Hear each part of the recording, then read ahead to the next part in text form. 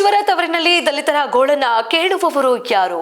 ಸಾಂಕ್ರಾಮಿಕ ರೋಗಗಳ ತಾಣವಾದ ಗೊರಗೊಂಡನಹಳ್ಳಿ ಏಕೆ ಕಾಲೋನಿ ದಲಿತರ ಭೂಮಿ ಮತ್ತು ಸರ್ಕಾರಿ ರಸ್ತೆ ಜಾಗವನ್ನ ಕಬಳಿಸಿರುವ ಗೊರಗೊಂಡನಹಳ್ಳಿ ಸವರ್ಣೀಯರು. ದಲಿತರು ರಸ್ತೆಯಲ್ಲಿ ಓಡಾಡದಂತೆ ಶೆಡ್ಡು ಹಾಗೂ ಬೇಲಿ ಕಂಬಗಳನ್ನ ನಿರ್ಮಾಣ ಮಾಡಲಾಗಿದ್ದು ತೆರವಿಗೆ ದಲಿತ ಕುಟುಂಬಗಳ ಆಗ್ರಹವಾಗಿದೆ.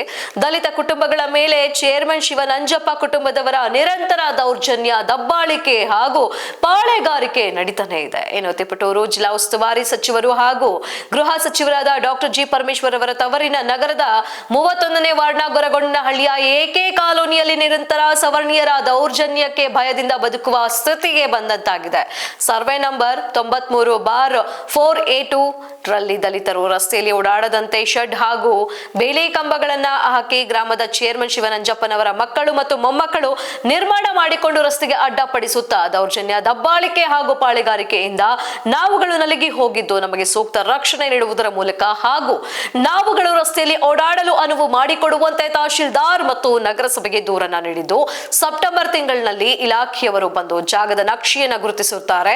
ತದನಂತರ ರಸ್ತೆ ಮತ್ತು ದಲಿತರ ಜಮೀನು, ನಿವೇಶನ ಹಾಗೂ ಕೆಂಪಯ್ಯ ಕುಟುಂಬದವರಿಗೆ ಸೇರಿದ ಜಮೀನನ್ನ ಆಕ್ರಮಿಸಿಕೊಂಡಿರುವುದು ಗೊತ್ತಾಗಿದ್ದು ಶಿವನಂಜಪ್ಪ ಕುಟುಂಬದವರಿಗೆ ನೋಟಿಸ್ ಜಾರಿ ಮಾಡಿ ಸರ್ವೆಗೆ ಆಗಮಿಸಿದ ಸಂದರ್ಭದಲ್ಲಿ ಇವರುಗಳು ಯಾರು ಕೂಡ ಹಾಜರಾಗಿರುವುದಿಲ್ಲ.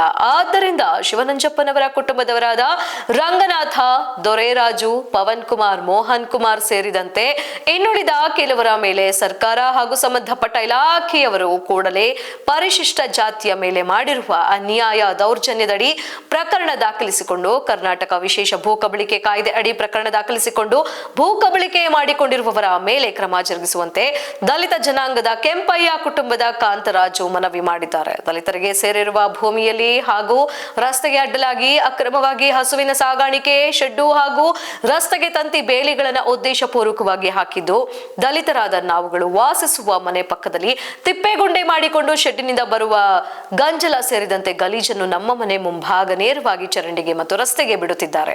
ಇದರಿಂದ ನೊಣ, ಸೊಳ್ಳೆಗಳ ಕಾಟ ಹೆಚ್ಚಾಗಿ ಸಾಂಕ್ರಾಮಿಕ ರೋಗಗಳು ಹೆಚ್ಚಾಗಿದ್ದು ನಮ್ಮ ಏಕೆ ಕಾಲೋನಿ ಸಾಂಕ್ರಾಮಿಕ ರೋಗಗಳ ತಾಣವಾಗಿ ಮಾರ್ಪಟ್ಟಿದೆ.